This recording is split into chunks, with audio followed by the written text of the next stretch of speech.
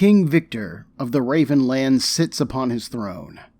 The beautiful window behind him is gone. There is nothing behind or around him save for darkness. The king and the throne are colored in beautiful blues and grays, with just red accents where there are jewels or the raven crest. A flock of ravens are scattered around his feet, while some sit at his shoulder. In a quiet, confident voice, King Victor summons his daughter, Ashley. She hesitates, though, overlit by some kind of spotlight. Her father can't be here, because he's dead. No, her father says calmly. That can't be. One of the ravens leans into the shadows that hide half of the king's face, and it pulls away some meat. Victor remains nonplussed by this, though, asking Ashley what could give her that idea. Bron murdered you, she says, reaching out for him. I saw the body. My own son would never kill me, Victor replies, and even if he tried, I know that you would stop him. A bloody hand suddenly clamps down on Ashley's, preventing her from backing up. The king suddenly leans in, and his face is bronze. His thin eyes glow red, and blood runs down his smiling face. Why didn't you stop me, Ashley? Why didn't you stop me, Ashley? Ashley? Ashley? My name is Ben, and this is Comic Book Breakdown episode 18.9, Scion, REMATCH.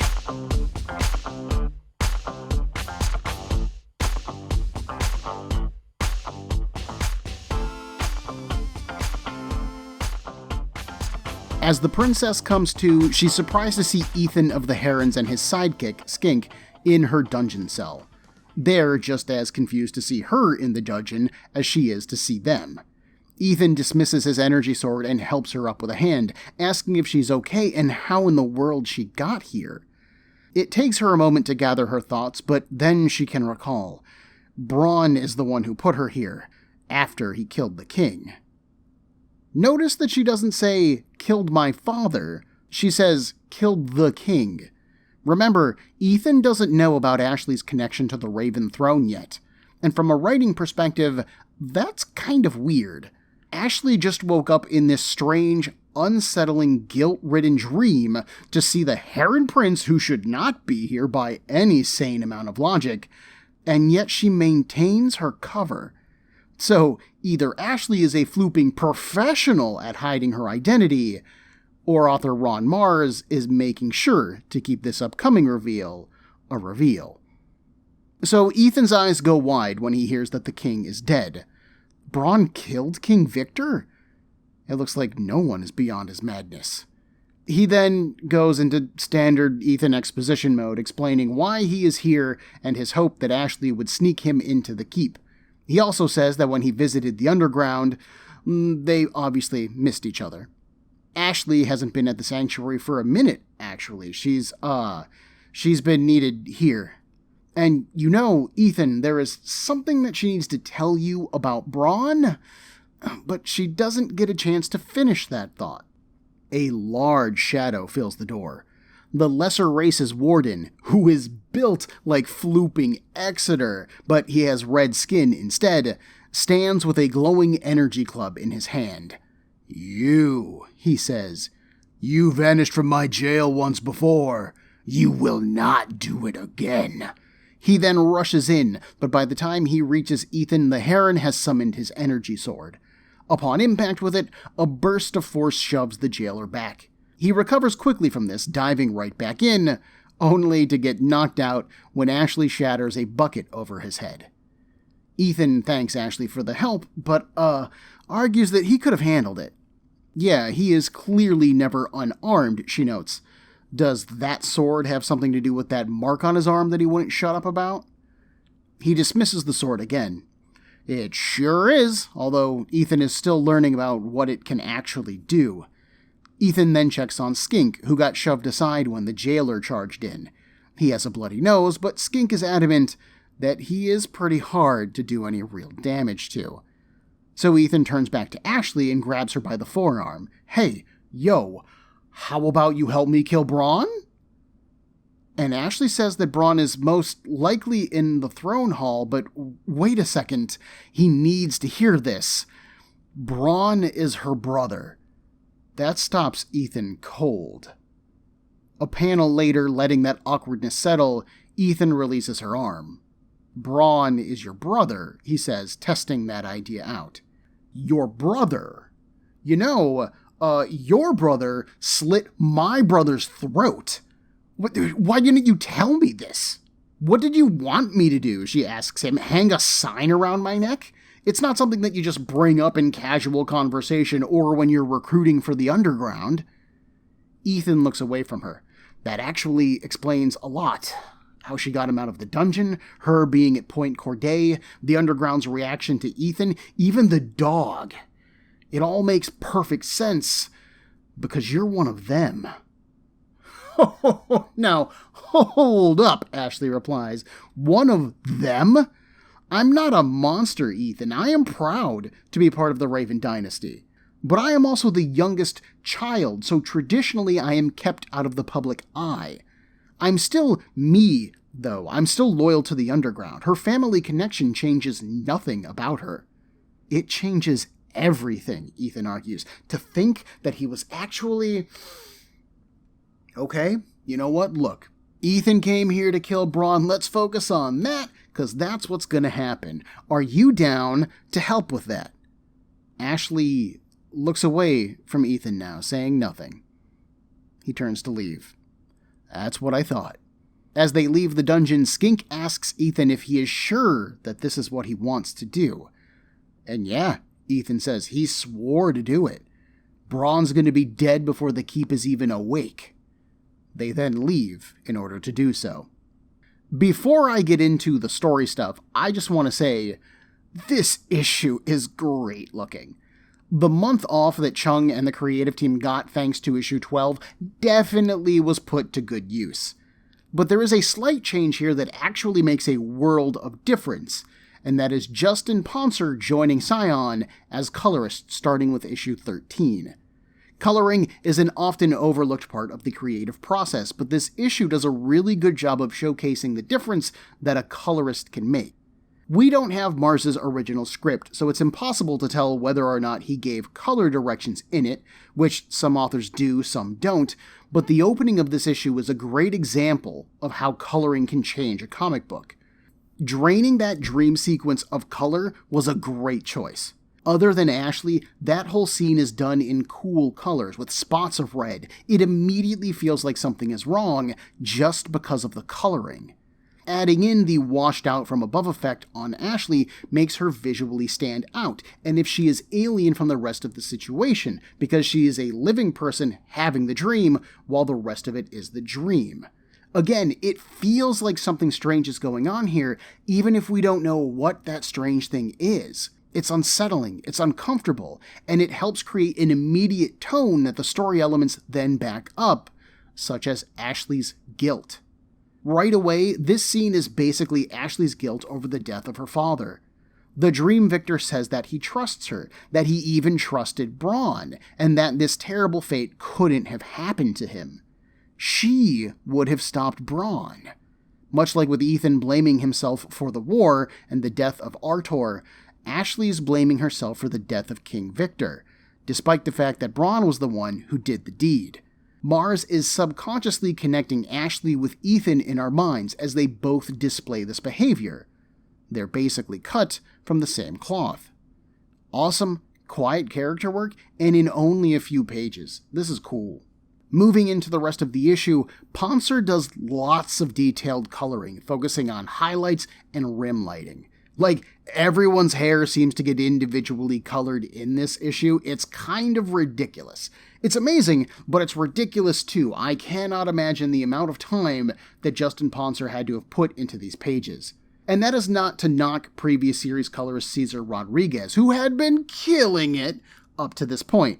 I honestly don't know how it is possible to take the art level of a comic higher than some of the best artwork that I've ever seen, but somehow CrossGen managed to do it here, and I love it. So then we get into the dungeon, and Ethan discovers Ashley, and we get the big reveal of her connection to the royal Raven family. and there is a whole mess of stuff to unpack here. First off, I really like Ethan's reaction. He quickly put together the evidence that he had been presented with the very same evidence that we, the audience, had been presented with. This was a story element that I personally had guessed way back in issue 3 when the books were first coming out. Ashley being a princess just makes too much sense, and it is too traditional of a fantasy storytelling trope to be ignored. But this is a good way of showing the audience that yes, there were clues Ron Marz put in the work to establish this, and yes, if you follow all those clues, they lead here. But I also dig Ethan's bigoted reaction to this reveal when he says, "You're one of them." We haven't really gotten to see a ground-level take on how the peoples of the Heron and Raven nations feel about each other. There's definitely a rivalry going on, hinted at by bar conversation in issue 8, but most of what we have seen has concerned the royal families, who have a clear stake in opposing the other nation. Even if the Heron royal family doesn't hate the Raven nation, they certainly dislike the Raven royal family, as they are the ones who pushed for this war, they attempted to invade the Heron lands, and the Raven heir flooping slit Artor's throat. Seriously? Screw those guys. But no group of people is a homogeneous group of people. They are all individuals with their own thoughts and feelings, and Ashley demonstrates this. She is proud to be part of the Raven family, and, in her defense, she is trying to do better than her family. She supports the underground and equality for the lesser races. She helped Ethan escape the dungeons at great risk to herself, and obviously she stood up to Bron and ended up here. Ashley might be one of the Ravens, but that doesn't make her a bad guy any more than being of the Herons makes Ethan a good guy. What you choose to do defines who you are, and Ethan forgot that, if only for a moment. We also have his slight pause. There's a moment where he says, quote, "And to think I was actually," end quote. He doesn't finish this, though, but to me, it's always fairly obvious where this thought is going. Ashley is beautiful, presumably around the same age as Ethan. She's brave, she's compassionate, she's smart. And back in issue 9, we saw Skink tease Ethan about wanting to find Ashley for more reasons than just getting into the keep, nudge, nudge, wink, wink, say no more, say no more. Skink saw something in Ethan that wasn't being presented to us as an audience. And that scene was Mars's way of establishing that idea without having Ethan do a huge monologue about his tender heart and his precious feelings. Ethan was beginning to like Ashley. And this moment ruins that. I super appreciate that character work, and I super duper appreciate Ron Marz seeding this idea with one line in a comic 4 issues ago. But I do wish that he did more with it. When Skink teases Ethan, Ethan brushes it off, and we never address it again. Ethan's recent scenes don't really have a whole lot of emotional weight to them. They have basically been Skink questioning Ethan's plan, and then Ethan doubling down on it, no matter how ill-conceived it is.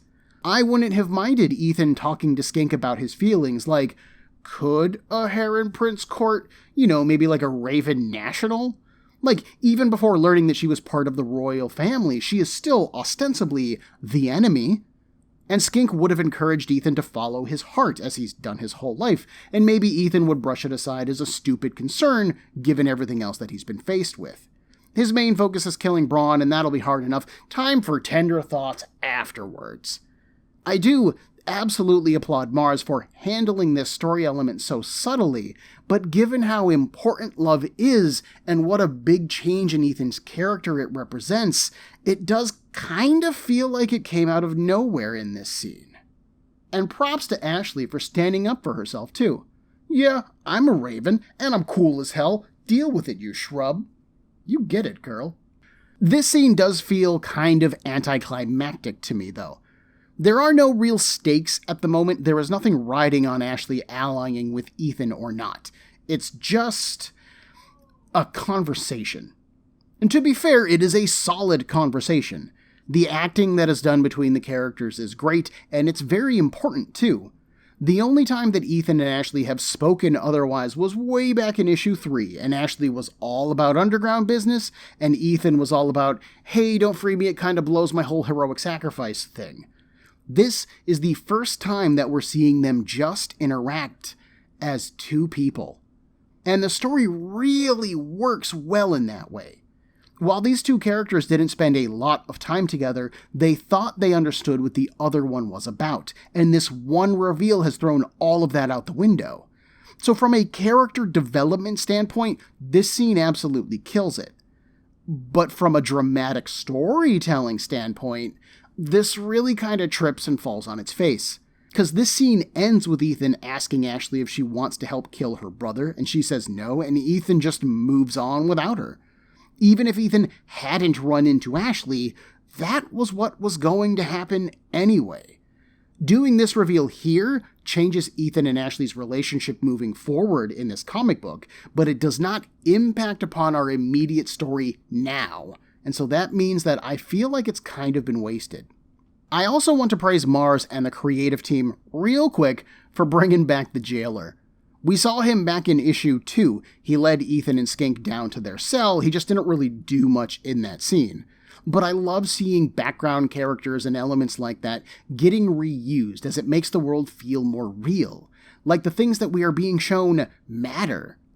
And I then want to de-praise the creative team, because Ashley doesn't think to warn Ethan about Bron's new powers or about Mai Shen at all. And Ashley clearly doesn't mind if Ethan kills Bron, as she does not try to stop him, but those are important, critical, superpower-related details that Ethan doesn't know, and they could literally cost him his life. Give him the deets, woman! So as the audience, we find King Bron before Ethan manages to. He's laying out his next few days with Mai Shen in the throne hall. First, they'll do the coronation to establish himself in his new role. Then Dad's funeral, so that the people know that he is sympathetic, and then they'll end with Ashley's execution, so that they can also see that he is unforgiving. Haha, yeah, that sounds like a solid plan. He turns to Mai Shen, asking about Court's status. Remember, Court was being sent to destroy the sanctuary. She replies that Court has already left. Everything that they've been working towards is coming together. Kick open the door. Bron! Despite entering the Raven Keep from the absolute bottom and having no idea of the layout of the building, or any help from a guide, Ethan and Skink have somehow made it to the throne hall unopposed. Ethan stands there defiantly, his blonde hair lit by his crackling energy sword. Several guards move to close in on Ethan, but Bron orders them to stop. Ethan is his. Bron then calmly walks down the steps from his throne, his arms folded behind his back. Again, the rage which seemed to drive Bron is gone, replaced by a calm coolness. The two men exchange some insults as one of the guards hands Bron a sword, but then it is just time to do it. The pair charge at each other, and it is on! They clash several times, and while doing so, Bron notices that the sigil seems to be powering Ethan's sword. Ethan batters him back, but Bron manages to hold his own, keeping up a strong defense. Bron falls to a knee as Ethan presses in, though. The young man swore on his brother's grave to avenge him, and he'll dance on Bron's when it's done. Bron grits his teeth, and his scarred eye spits red sparks. Surprise. A concussive flash of red energy erupts from Bron, shoving Ethan back.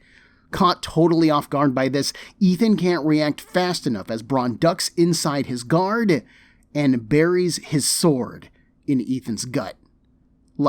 I'm talking to the hilt. This thing goes all the way through him. Bron lets the momentum of the blow take Ethan back, stumbling off of the sword. Ethan covers the wound with one hand as blood runs from his mouth.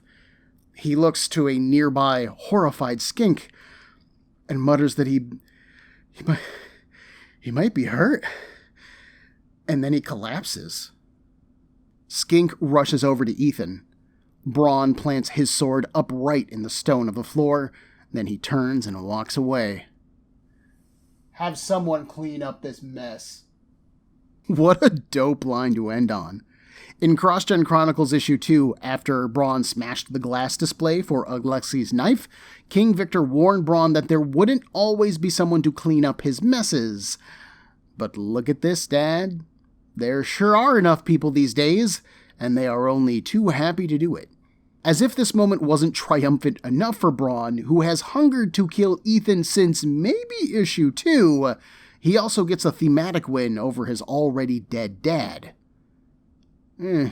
Maybe I should have named this episode Everything's Coming Up, Bron. The fight scene works well.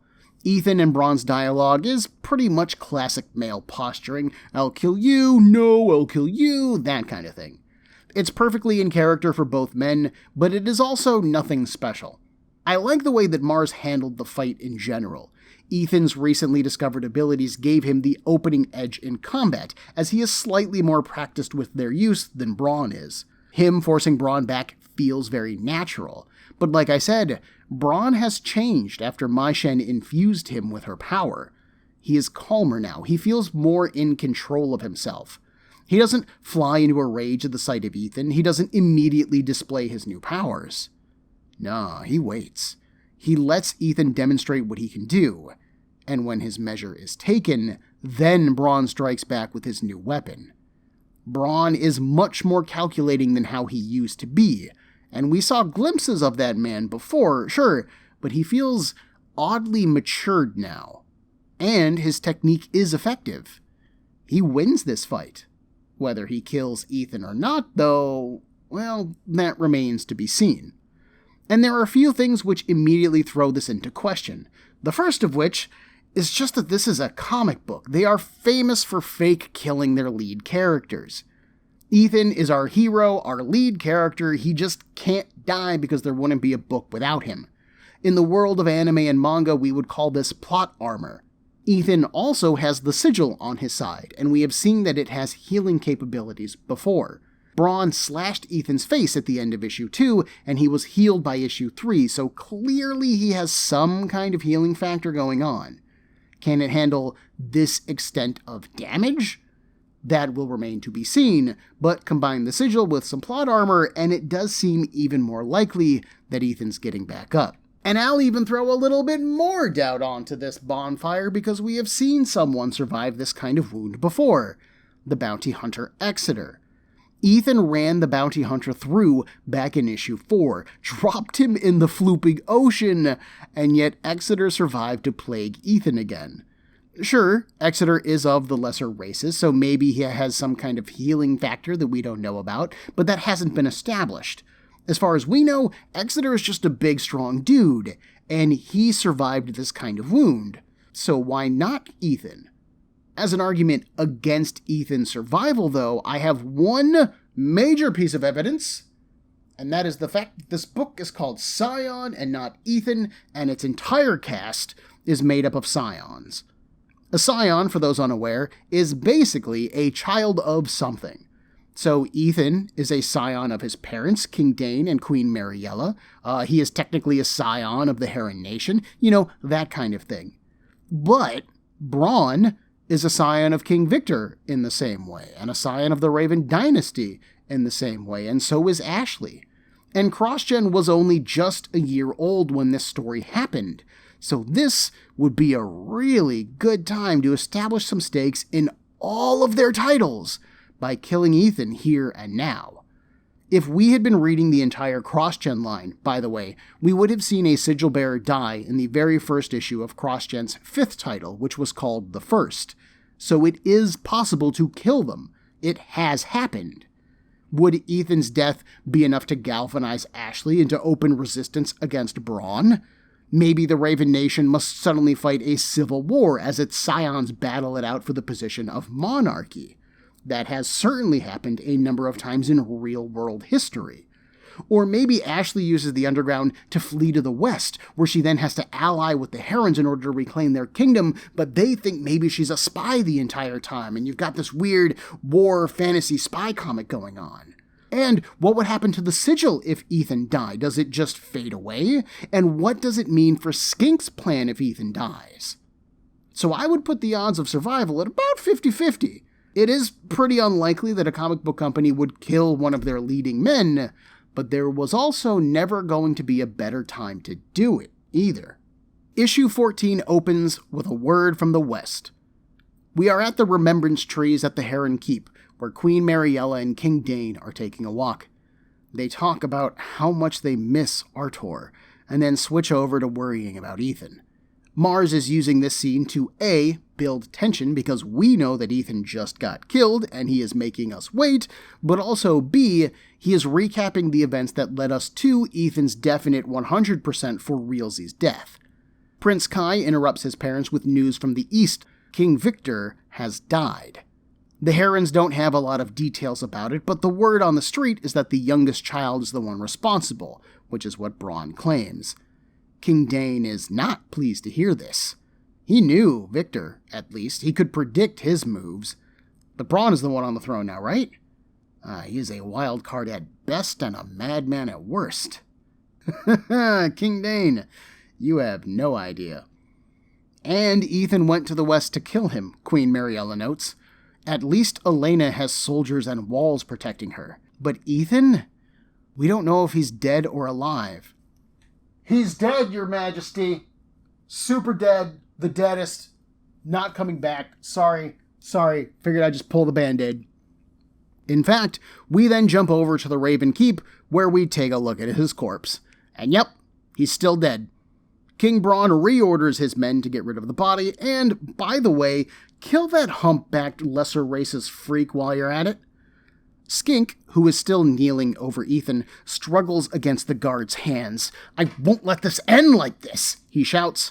Before he has to do anything, though, Ashley enters the room after stopping by her own room for a costume change. And I mean, you're looking good, but is that really necessary? And in any ways, she is disgusted. What? You weren't satisfied with killing father? You had to kill him, too? Rushing in, Ashley grabs a sword from a nearby guard. She had thought about escaping, but now she's glad that she came back. Bron needs to pay for what he's done. She swings in at him, and Bron grabs her by her face. Crimson energy erupts from his hand. She has no idea what he's capable of. The red energy pulses again, and it's like a mini explosion going off in her face. He lets her go when this happens, allowing her to get pushed to the floor.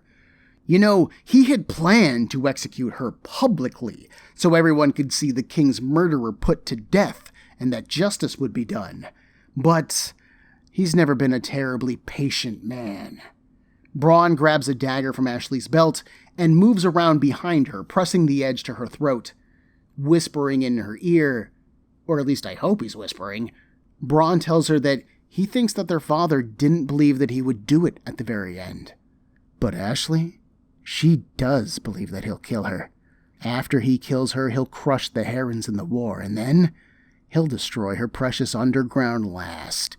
He will kill every one of those lesser races' filth and decorate the streets with their corpses. Die knowing that, sister. So focused is Bron that he doesn't notice the movement behind him. Rising from the floor like a zombie is Ethan. Blood pours from his nose as Ethan clasps a hand on Bron's shoulder. The king jumps, totally caught off guard by this. Ethan doesn't know what he did to Ashley, or how he's even alive. All he knows is that Bron won't be for much longer. And now he blasts Bron, yellow energy forcing him away from Ashley. Bristling with her own energy, Mai Shen strides into the fight. She had hoped to find a good use for the sigil bearer, but she'll just have to settle for killing him now. Skink suddenly steps in between her and the fight, and now orange energy erupts out of him. His eyes glow as the energy stops Mai Shen in mid-air, dropping her to the floor. He won't let Mai Shen interfere in his plans. And the guard who had been holding on to Skink releases him during the burst and steps back. He is just like, whoa, what the hell is this? And honestly, I'm with you, man. That had to have come out of nowhere. Ashley then slips an arm under Ethan's shoulder and helps to hold him up. He says that he still wants to kill Bron, but Ashley argues that they need to book it. They are not prepared for this fight. Bron, meanwhile, forces himself up from the floor. Smoke, literally smoke, rises from his body, and the stone beneath him is shattered from his impact upon it. "Kill them," he says. "Kill them all!" Yeah, okay, it's time to go. Ethan, Ashley, and Skink run for the large glass window behind the throne, and they jump on through like this is a 1990s action movie. Behind the Raven Keep is some kind of river or moat, and they safely land in it. Watching from above, Bron orders that they be hunted down. Dead or alive, he doesn't even care anymore, just get it done. And that's where we'll take a little break. It's hard to call Ethan's survival a surprise or even shocking. Like I mentioned before, this is the world of comic books. Death has been a joke since basically the 90s. And just from a storytelling perspective, most authors aren't going to give you 12 issues with a lead character just to kill them off and redirect the entire book's energy. That's bad storytelling, generally speaking. But Mars treats Ethan's death like it matters in the moment, and that stuff does work. Ashley was already angry and guilty enough after the loss of her father, and now it looks to her like she just let Ethan run off to his death. She didn't want to kill Bron, but now she is willing to do the deed herself. Her anger at Bron goes into overload, and despite knowing that something is up with him, she attacks him anyway. I gotta say, it is really fun watching Bron toy with Ashley. There just aren't a lot of villains in comic books these days who are just real pieces of crap. Like, who monologue and reveal their plan and they just love doing it. But Bron fits that trope to a T.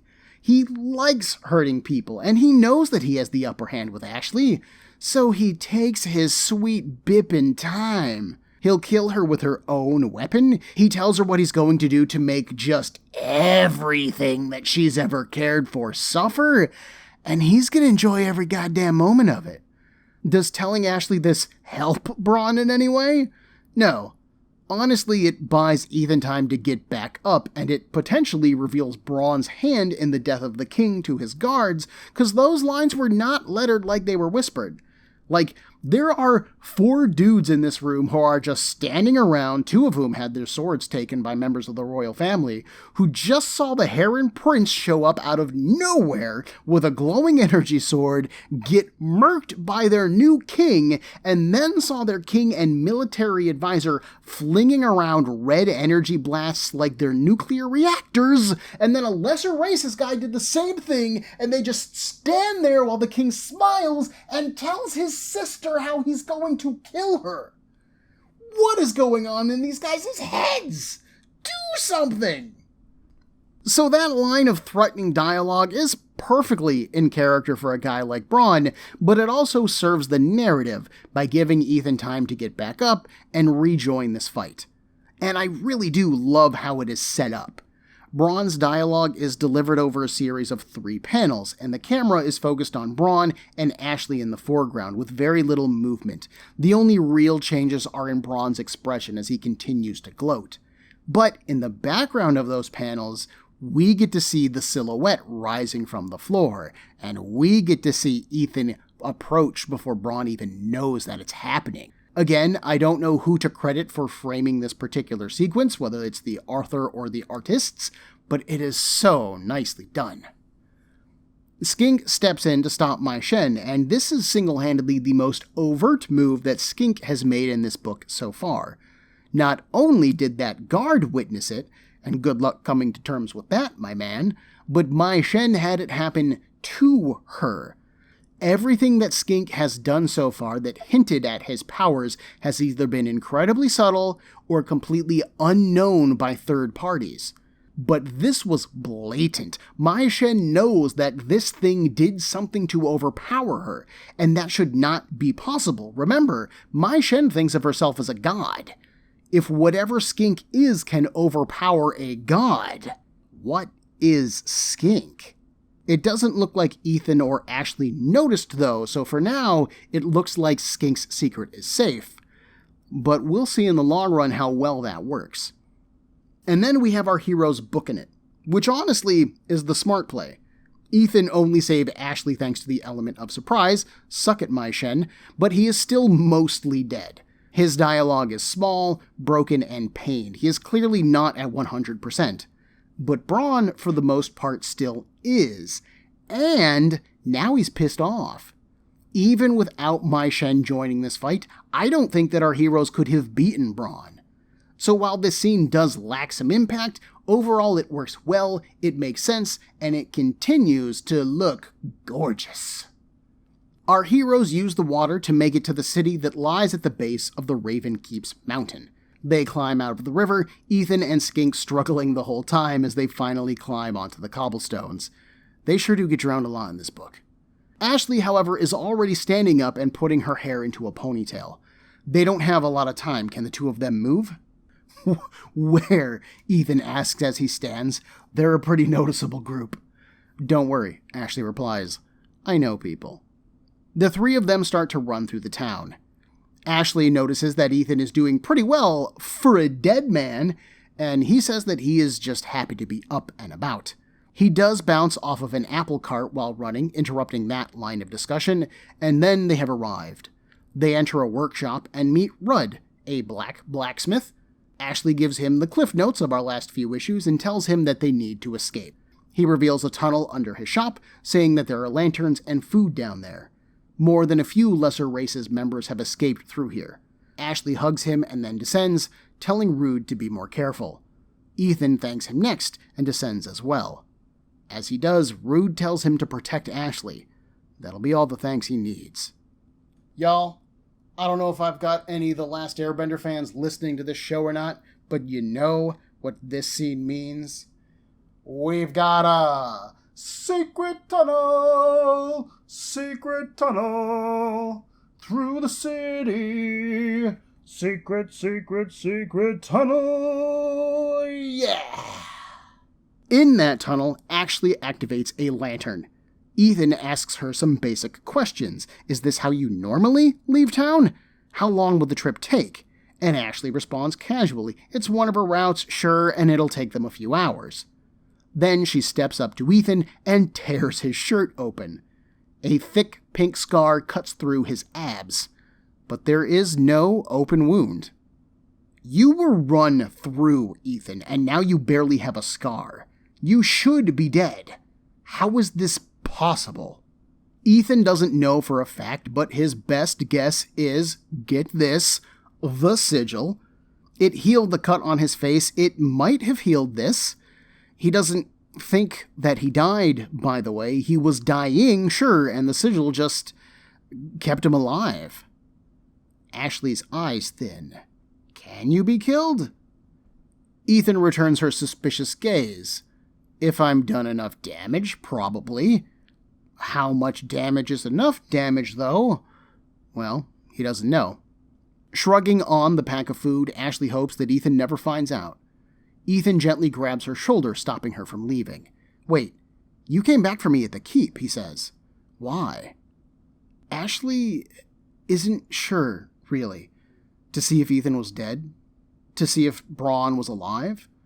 Helping Ethan kill her brother didn't seem like the right thing to do, but neither did leaving him. She is glad that he's not dead, though. Ashley then looks at his hand, which is still resting on her shoulder. Ethan suddenly pulls it back. Thanks. They're both going to be wanted men now, Ashley starts. So the sanctuary is the only safe place that she knows. So, how about it? Is Ethan interested in joining the underground now? Ethan only came here to kill Bron so that he could avenge his brother, though. Once that was done, he planned to return home and aid his family in the war effort. AKA, he was not planning on joining the underground. Well, that plan sure ain't gonna happen now, Ashley argues. Until they know what Mai Shen did to Bron or how they can undo it, they can't face him again. So, she is going to the underground. Ethan is welcome to come with her or not, but she would welcome the backup. Is he coming with her, or what? Ethan looks at Skink. Are you cool with this? Skink replies that he goes where Ethan goes.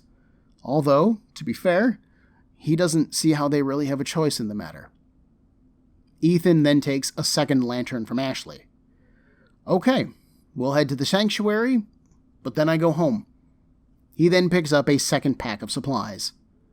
So we're stuck together, Ashley says. Yeah, Ethan replies. For a while. And our second arc ends. This isn't a terribly exciting ending. Our cast escapes relatively quickly. It makes perfect sense that Ashley would have supporters in the capital, and Mars sets up our new awkward status quo for the group, and that is the real takeaway here. Before this arc, the situation between Ethan and Ashley was pretty simple. She wanted him to join the underground. He wanted Ashley's help in killing Bron. Very practical, very pragmatic, now that I think about it, actually. But now, everything between them is a mess. Ethan wasn't able to kill Bron, and honestly, it looks like he couldn't even if he got into another straight fight. This has been Ethan's driving motivation this entire arc, and now it's gone. At least on his route here, no one was looking for Ethan, but now he's going to have wanted hologram posters posted throughout the kingdom. And sure, he made it to the coast and escaped once before, but what are the odds that he can do it again? What does Ethan do now? He couldn't stop the war. He couldn't kill Bron in order to avenge Artor. This guy is a failure. But he's got to keep moving.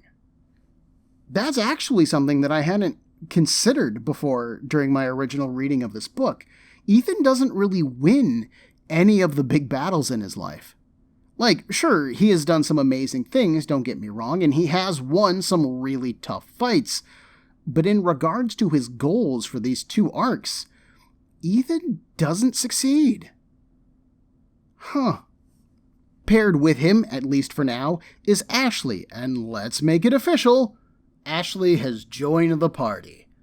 Their relationship has gone from pragmatic usage to complicated, for sure. Ashley doesn't know how she feels about Ethan. She didn't want to help him kill Bron, but she was clearly upset when she thought that he died, and she is glad that he is alive. And sure, Ashley is a Raven Princess, and she didn't help Ethan, but she did come to see if he was okay, and without Ashley occupying Bron's attention, who knows if Ethan would have had time to heal. There's an odd mixture of gratitude, bigotry, interest, and compassion between these two. Can it grow into love? Or will it die on the vine? They're certainly going to have time to figure it out because they are stuck together, at least for now, and that should at least be good to watch. I said before that Ethan and Skink are kind of boring when they're paired together. They basically only discuss the sigil and its implications on Ethan's life and how difficult it's made things, but it's part of your destiny now and you just have to accept it. So I'm hoping that adding in Ashley should drama things up a nice bit. So as we close out our second arc, I have to say, I am really satisfied with this. Like, my first arc is kind of like the cross-gen classics for me. I have fond memories of all of those issues, and my memories of this arc were a bit more faded. It's important to keep in mind at this point, CrossGen was publishing 7 ongoing series, and I was still reading all of the X books over at Marvel, and like probably a dozen volumes of manga a month. Stuff kind of gets lost in the shuffle when you're reading that many stories so quickly. But doing this close-in breakdown, I really like this second arc. The world and the characters are much more complicated, things get a bit more fantastical with the energy sword and then Bron's alliance with Mai Shen, and it really feels like it builds off of the first arc. We've still got the war looming in the background, Bron is an even bigger threat than he was before, our cast has added Ashley and given us some more information on Exeter, and we have gotten some hints at the larger picture that Ethan occupies through Mai Shen and Skink's manipulations. This is just super solid and way more cohesive than I remember the first arc being. This is one of the few times where I feel like the sequel is actually superior to the original. I had originally planned to cover the first 14 issues of Scion and then take a break, like just get a palette cleansing series in there, like maybe a mini series or something. But honestly, I'm just really enjoying being back in the CrossGen universe and exploring Scion in more depth. Like, with Fantastic Four Volume 3 and Eternals Volume 3, Both of those experiences were me looking back on something that I remembered reading and enjoying, but somehow finding them to actually be worse than I remember. But Scion is heading in the opposite direction. It's kind of shaping up to be another Secret Six, although maybe it's not that great of a book, meaning that I am finding this reread way more rewarding than I thought it would be. There is so much more craft to the writing going on here than I remember there being, and it's just really cool to see the book through new eyes, basically. I'm having a good time with it. So screw it. I'm sticking with Scion for now. My current plan is to cover at least the next arc, maybe do another full year, and then we'll see how I feel at that point. I am going to take a break from Scion for next week, though. I have been itching to do a just chatting kind of episode and fill you all in about where I'm at mentally and what's been going on, but I haven't ended a month with any bonus bandwidth. If anything, I've been running low, so I figure we'll do a catch-up at an episode next week. So we still get a little bit of break, and I won't lie, I get to get a little bit of a head start writing the next episode, so for me, it's going to be very nice. The week after that, though, we will be back into Scion as Ethan and Skink begin their journey with their new party member, Ashley the Raven Princess, or I guess Ashley the exiled Raven Princess. Our trio has agreed to travel to the Sanctuary, but that doesn't mean that the road will be clear, or that they will be safe once they get there. Remember, King Bron ordered Court to destroy the Sanctuary, and he already left to do it before issue 14 even started. Join me next week for a personal update, and then join me in 2 weeks for Comic Book Breakdown episode 18.10 of Scion, Uncomfortable Allies. Everyone, there are a million podcasts vying for your time and attention, and I'd like to thank you for listening to mine. If you would like to get in touch with me to share a concern, request a series, compliment me, berate me, whatever you like, send me an email at cbbreakdown@gmail.com. Otherwise, thanks for listening.